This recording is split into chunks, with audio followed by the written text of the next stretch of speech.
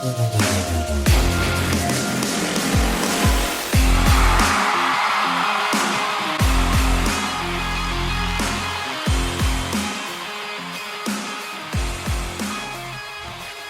right, Colts Nation, that right there was about as bad of a week one as you can possibly get from the loss, which honestly, in my opinion, was probably the least of the issues that we faced in week one and coming into week two, right? I mean, you look right now at the Colts secondary, absolutely decimated. Julian Blackmon out, go figure, right? With the same shoulder that put him on IR to end last year. A guy that's been hurt in college, in the pros, and you still rely on him to this day. Not that he's not a stud, by the way. Not that Julian Blackmon would ever see this, but I'd like my stance to be clear. I think Julian Blackmon, when he's on the field, is one of the best safeties in all of football, okay? The guy's a playmaker. He has great instincts, all of that type of thing. But he's got to be on the field, and quite frankly, that's proven to be a challenge for him, right? We know Juju Brent's with the knee as well, okay? And as a sports fan of any team, obviously in this case the Indianapolis Colts, but it's very hard to balance your emotions when you're looking at something like you're looking at with the Indianapolis Colts right now, where it just seems like this season has a chance of slipping away from us very early if things don't go our way. And in this spot, it's kind of hard for me to figure, right? Because I have this sense, full transparency right now, in my gut right now with the Indianapolis Colts, I have this sense of impending doom. Do you know what that means? It means that you have this feeling that there's some sort of disaster or tragedy coming with this team, right? And it's hard to tell if that is strictly emotion based off of kind of what we've seen transpire in really the past month or so, from really starting at Josh Downs' injury all the way into the start of the season with the injuries we see now, right? Hard to tell if that's just emotion based off of that or a true intuition from having watched football from a period of time. I mean, I guess we're going to find out. Getting the answer to that question starts this week against the Indianapolis. We are the Indianapolis Colts. Starts this week against the Green Bay Packers. And without Jordan Love, right? And I know they haven't ruled him out yet. With that MCL injury, I'm no doctor, okay? There is no scenario whatsoever where it is a good idea for the Packers to play Jordan Love this week. That's supposed to be, when you say this is a 4 to 6 week injury, yet, for whatever reason, you've yet to rule him out as of right now, Saturday morning, right? Something right there. I don't know if they're just trying to fuck with Colts fans a little bit or something like that, but I would expect, right, that Jordan Love is not going to play in this game. I believe even Ian Rappaport yesterday said the expectation is that he misses several weeks, okay? So let's assume he's not there tomorrow, right? Then again, with the way things are going for us, well, he comes out, runs for 200 yards, right? That's just how it is. But without Jordan Love, back on track, there is no reason on paper that the Colts should lose to this Packers team. But you look at the Colts injury report right now, and you say, not for anything, okay, Josh Downs logs a full practice. We're not 100% sure even if he plays, right, how involved he's going to be. If I'm the Colts personally, I'm saying, hey, we're versing a Green Bay Packers team without their starting quarterback, okay? You got to be able to beat this football team with or without Josh Downs, particularly with kind of some of the explosive plays we were able to put together last week without him on the field. I think you look at Josh Downs and say, this is situational, okay? So you say, in my opinion, one of your best receivers, maybe your second best receiver, as it currently stands, probably not available for the fine majority of this game, okay? You say, obviously, there's no Juju Brents. There's no Julian Blackmon. Kwity Paye, we don't know if he's going to play or not. DeForest Buckner is a question mark. You couple those things with the fact that the Packers are at home, right? And this makes for a really disappointingly dangerous game for the Indianapolis Colts against the Green Bay Packers. Now, if you're the Indianapolis Colts, right, forget about it looking good, right? You always want to go out there and put on a show for the people. You want to put on a show for your fans. Even if you're in Green Bay, there's obviously fans watching on TV and obviously on YouTube listening to all the shows before the game. Feel free to subscribe, right? But this week, you just got to win, right? You can make it look good next time, okay?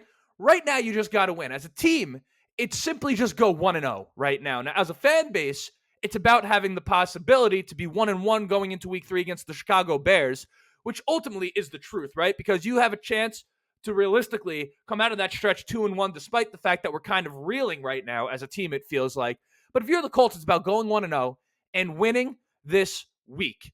And then going into Chicago, 1-1, that's not a bad place to be as a team, okay? So what we're going to talk about today is how I feel about how the Colts and the Packers match up and my overall view of the game, and then some of the more specific things I see that are potential issues that the Packers pose and kind of what Indy needs to do to stop those things. I guess not really what they need to do to stop those things. That's for the coaches to figure out, right? But essentially, what are those keys to victory for the Indianapolis Colts? That's what we're going to be discussing today. But before we do, you know what it is? I got to introduce myself. My name is Justin. This right here is the Ride on the Bench Colts podcast. As always, I ask anyone watching on YouTube and enjoying, go ahead, shoot it a like. Going to help me get out to as many Colts fans as humanly possible. Of course, we're trying to get to 3,000 subscribers over here on the YouTube channel. If you keep coming back, enjoying the content, perhaps today's the day. In fact, forget 3,000. Let's get to 2,700 first. Let's tackle this thing 100 at a time. I was over the offseason saying, hey, we want to get to 3,000 by the season. Now, I took a couple of hiatuses in the offseason, so that's really on me. But, hey, maybe we temper our expectations here. Right now, we're, I don't know, something like 20 or something like that away from 2,700. Let's get there. Audio listeners, 5-star review. But housekeeping, let's end it. Let's talk about the game. That's what you're here for. You're not here to hear me ask you to do things, but also, I wouldn't mind if you liked and subscribed. But let's start on the offensive side of the ball for the Indianapolis Colts, because I feel like there's a little bit less to talk about on that side, right? Offensively, you always got to be excited about what the Colts can bring. Ultimately, we don't fully know the product that we're looking at. We marvel, right? We are in awe of the upside of this offense. When you talk about Anthony Richardson and you say, okay, you have Michael Pittman Jr., you have Jonathan Taylor, you have Adonai Mitchell, who you drafted, Alec Pierce, obviously a big week one, and the possibility of Josh Downs playing. The offensive line, listen, for all of you who say that the offensive line, the reality is that most teams in the NFL would kill to have the offensive line that the Colts have. Nobody is going to be perfect, okay? These are human beings out there. The Colts, when you just take a sip of perspective for a second, their offensive line is about as good as it gets in all of the NFL, particularly when you have Will Fries playing well, right? Because that's kind of the question mark on this line. When he plays as well as he did in week one, I mean, you know, obviously every now and then you're going to let someone get through. That's the name of the game, right? That's football. The guys on the other side of the field are getting paid as well. That's how it goes. But the offensive line coupled with these weapons, you got to feel good always about the threat that the Colts bring. Now, you look at the Packers on the defensive side of the ball and some of what they have, right? Some of their best players. Okay, you say a guy like Rashawn Gary, Preston Smith on the edge. Our tackles obviously got to be able to contain those guys. I'm not speaking anything crazy here, but Kenny Clark is the best player on that defensive line. And you look, right, and he's going to be playing mostly kind of in that guard, in the guard center area. There's that 3 technique or something like that. It's been so long since I played football, I kind of forget those types of things, right? As a fan, you don't exactly need to know them, as ignorant as that may sound, right? You just know that he's going to be lining up near the center in the guard. Well, okay, you have Ryan Kelly, and then you have Will Fries and Quentin Nelson. You got to feel good about the possibility that we can at least contain a guy like Kenny Clark. Jair Alexander should be lined up. I don't know if he follows guys or what the deal is here. If Packers fans are here, let me know what that is. You got to assume that for the most part, he's going to be matched up on the outside, particularly with Michael Pittman Jr.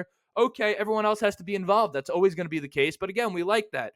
Xavier McKinney, big signing for the Packers, right? You have a young team, right? These were the 2 youngest teams in football last year. I believe the same is true this year.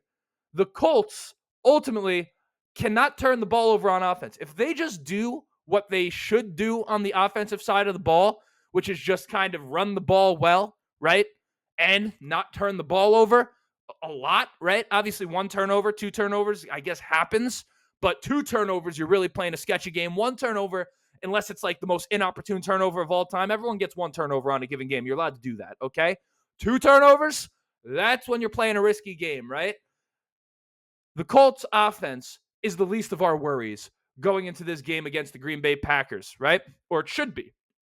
Defensively, that right there is what all of us are looking at. Now, I think week 1, right, was a team loss. It's not to say that the defense played well, but I think you look, and there's culpability both on the offensive and the defensive side of the ball as to why the Colts lost that game. Sure, the defense allowed what they allowed, but the offense for much of basically other than that touchdown on the first drive? That early touchdown that the Colts had, other than that, I mean, they didn't really do much to help that defense out much at all. They didn't score again, really, until the defense or special teams unit really got that punt block, right? So offensively, they're going to have to help out this defense a little bit. Let's sustain some drives, right? But really, besides my point, week 1, a very weird thing in football for this reason, right? You have one aspect of things where it's a good measure in this sense, right? You have two teams working the entire offseason with months and months to prepare for one game, right? That's not generally the case throughout the season. As is right now, right? You have the Green Bay Packers. They prepared for the Texans all that time, and now they have a 1 week turnaround to the Packers. Months and months and months in week one of both teams' work meet on the field in week one, right? So it's a good measure on that front. But at the same time, I believe in the past was it 4 years? Teams that got beat pretty bad in week one have made the playoffs. Not like all of them. I'm saying there has been a team who's gotten beat bad in week one and made the playoffs. So my point in saying that is that it's hard to tell exactly what is true and what isn't true in week one. The NFL is a marathon, not a sprint. That's the beauty of the season, right? And you generally don't have an idea of where teams truly stand till about a month or a month and a half into the season. So the question with the Colts coming out of week one is, what we saw out of the defensive line, particularly against the run, right? I thought they did fine in the pass rush. Is what we saw out of that defensive line against the run real? Or was that just something that we saw against the Texans that day? I think when you look at the team overall, you gotta, at least at this juncture, trust this defensive line of all the units on this team to figure that out. When I look at it in a football sense, right? I think the fact that Joe Mixon was able to do that to us had much more to do with the overall picture of what the Texans bring, right? I think you go into a game like that, and on the defensive side of the ball, you're so scared about the possibility of the Texans coming out and throwing the ball all over you that you almost let your guard down against the run game. I think the Packers, without Jordan Love, pose much less of a threat. I don't think. That's just the fact of the matter, right? They pose much less of a threat in the passing game, in theory, than obviously the Texans do with all that they have going on the offensive side of the ball. You think that perhaps the threat of the pass weakened, you could hone in a little bit more on the run. I think that's what you should do if you're the Indianapolis Colts in this game, and we're going to get into that because the keys to victory kind of tie in to the defense here. Most of my keys to victory involve that, right? And we're going to start on the keys to victory, and particularly on the defensive side of the ball. There's a couple on offense, but to keep the flow going, which I guess I just fucked up by giving you 90 different disclaimers before we got into this section. All right, you know what? Stop it. Scratch that. No edits. We're in. Okay. Number one, if you're the Colts, right, you got to force Malik Willis to beat you, right? You got to force him to beat you. Josh Jacobs is a very talented running back. That being said, you know, everyone and their mother knows that the Green Bay Packers are going to come into this game and try to run the football in some capacity. It may not always be up the middle with Josh Jacobs, but that's not my point. No matter what it is, you got to make sure that they can't just run the ball all over you, right? You got to put pressure on Malik Willis to beat you. One of the aspects of that is making sure that you contain Josh Jacobs. But also, if you're the Colts, you have to win the field position battle in this game, right? This guy, Keyshawn Nixon, that the guys have, or that the Packers have as a return guy, he has a chance to make a major impact. And a lot of the times when you discuss a game, you're just talking about the offense versus the defense. People oftentimes forget about the impact that a couple great special teams plays can have, right? The Colts, again, last week with that pump block, great example of something that you just don't really think about going into a game, and it happens. Keyshawn Nixon is a guy that has nothing to do with the Packers offense, but as a returner is so special. He has a chance to give the Packers great field position, right? You cannot have that if you're the Indianapolis Colts. You have to put pressure on Malik Willis to drive the full field. You got to force this offense to drive the full field in this game. That means no turnovers. It means containing Keyshawn Nixon. It also means stopping the big plays. More specifically, this dude, Jayden Reed. He is special. This guy, Jayden Reed, is one of those players, right? Every team that plays the Packers has to look out for him. And you watch him, and you say, not for anything. There's nothing that he's doing that really pops off the screen. You kind of almost get surprised that he's the one that keeps beating people. Yet he keeps beating people. He was a second-round pick, right? So the Packers like him. He has a knack for big plays, and he has a knack for getting into the end zone. I expect the Packers, with Malik Willis at quarterback, considering they do this with Jordan Love at quarterback, to try to get him on some motions across the line of scrimmage, right? Or I guess not across the line of scrimmage, across the field, right?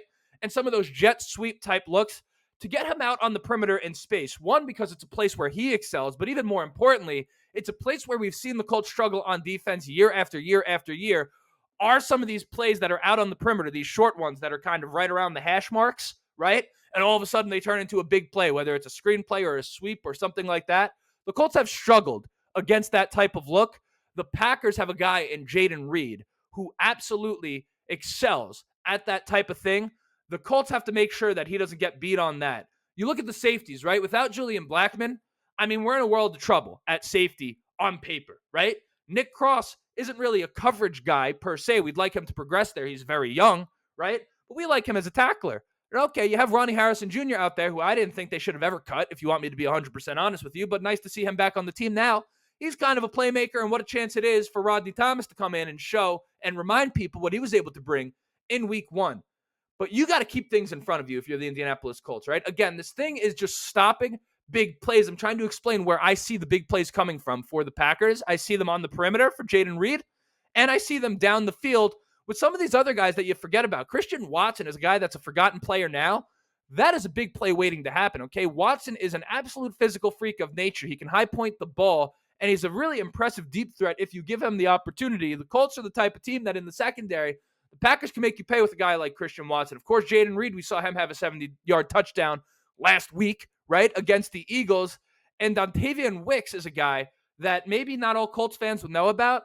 He's an impact player for these Packers on the right day. He had a few drops in week one, but he's one of these guys that can make big plays, okay? You see the theme here is not so much about stopping a specific aspect of the game. I guess it is, right? Whatever I said, right? Because that's how I feel. I don't want to try to summarize it and then say something different.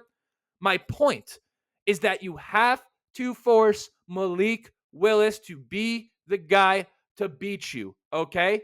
Period. That being said, we cannot forget about what he brings on the ground, right? We know our quarterback's a great runner. This guy, Malik, this is almost turning to an episode about the Packers, but ultimately I want Colts fans to understand what we're going in here and looking at, okay? Malik Willis is a guy that you cannot trust as a passer. At least up to this point, he's not proven, right? If you're the Colts, you got to make sure that if he's going to beat you, he does it with his arm. You can't let him start scrambling around and start making plays with his legs, right? Because now all of a sudden, just the same way Anthony Richardson does, you think about a quarterback and the way he can impact the game. You think about him throwing the football, and okay, if you hold him to less than 150 yards passing, you should win the game. Well, what if he gets 70, 80 yards on the ground, right? The Colts have to make sure that doesn't happen. Force Malik Willis to beat you with his arm. If you do that, and that alone, and the offense is just steady, does not turn the ball over, and does not give the Packers anything easy, right? If you make the Packers offense work for this victory, I think it's going to be tough to lose this game. You'd almost have to try to lose this game if you're the Indianapolis Colts. And I've almost talked myself into being very confident about a Colts victory coming into this game, but really the actuality is that I kind of have this rotten feeling in my stomach. Not so much where I would pick the Packers to win, but one of those things where if things in the first quarter, if a couple things happen in the first quarter, if you get an inopportune interception out of Anthony Richardson, if you get a big play out of the Green Bay Packers, all of a sudden, if you put the Colts in a spot where they're down a possession or two in the second quarter, I don't exactly know how this one turns out. The Colts have to take the lead early, and they have to keep it. I think if you force Malik Willis to try to play catch-up here, I don't think the Packers, without Jordan Love, are built to do it. And I think that's all it's going to take for the Indianapolis Colts to win this game, and that just is what it is. Now, given all of that, I want to give you guys a little parlay. Here's a little bonus content for you right here, okay? I'm going to open up FanDuel Sportsbook. No, I don't have a sponsorship. Perhaps they should. Someone reach out. If you're a FanDuel Sportsbook guy, please get them to sponsor me. I need a good sponsor. I've had a couple people reach out, by the way. For those of you who don't know, not to brag, I've had a couple people reach out. I refuse, right? This right here, we have trust between me and you on this channel, okay? I refuse to have a sponsor on this show that is like a product that I don't believe in. FanDuel Sportsbook, I literally use every week if I'm making bets. I don't bet a lot, right? I don't have a problem, okay? I just like to spend $10, $15 to have a little skin in the game and enjoy football Sunday, right? That's all it is. For this game, my parlay, and I hate doing touchdown parlays, but we're going to shoot for the moon here, okay? We're going to get Josh Jacobs anytime touchdown right here. It's the most favorable touchdown in this game, and after what we saw from the Colts last week, if someone on the Packers is going to score a touchdown, you'd like to believe Josh Jacobs is going to have a few opportunities to get that done, right? Jonathan Taylor, okay? The Colts, 16 carries, 48 yards, not acceptable. We know it. Shane Steichen knows it. I expect Jonathan Taylor to have a big day, and that's going to include a trip into the end zone. Josh Jacobs, Jonathan Taylor, anytime touchdown, and then the Colts' first drive to be a touchdown. I think this team understands that doing that, as I said, forcing Malik Willis to come back and beat you is what's important. A touchdown on the first drive of this game, I think, just heightens the Colts' chance of winning this game so much. I think Shane Steichen gets it done. Josh Jacobs touchdown, Jonathan Taylor touchdown. Woo, I'm sweating over here. And Colts first drive touchdown on FanDuel Sportsbook. That is plus 1,014 on the odds, which means it's not going to hit, okay? So spend your money wisely. But you can get 10 times your money off of three things happening, and they're really two running backs get the two touchdowns from the running backs on either team, right? And the Colts getting a touchdown on the first drive. Listen, that could happen, right? Without further ado, though, that was the preview to the Colts game. Hope you enjoyed that. Hope I provided you with something a little bit insightful, and the next time you see me is going to be after the game for better or for worse. But until next time, my name is Justin. This right here was the Riding the Bench Colts podcast, and as always, go Colts.